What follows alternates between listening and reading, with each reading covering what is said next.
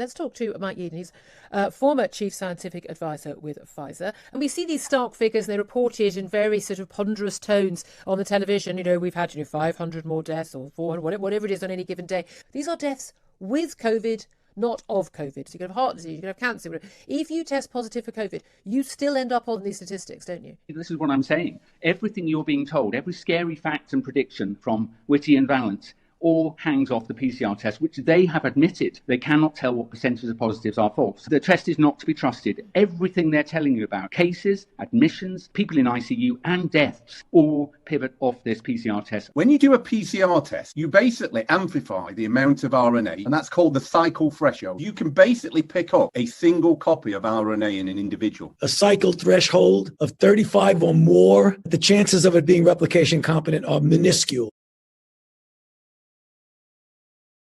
You almost never can culture virus from a 37 threshold cycle, even 36. You got to say, it's just dead nucleotides, period.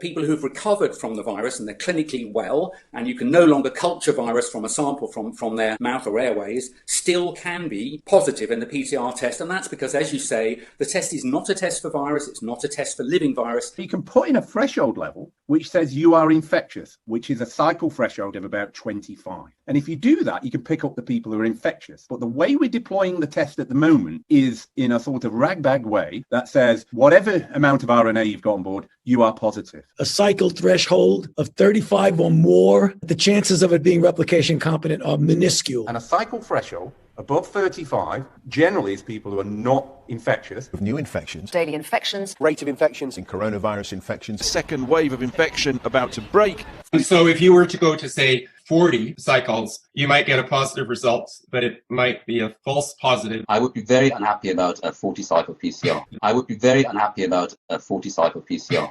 Yet NHS England documentation that has not been updated since January runs cycle thresholds to 45, which is identifying people who are not infectious.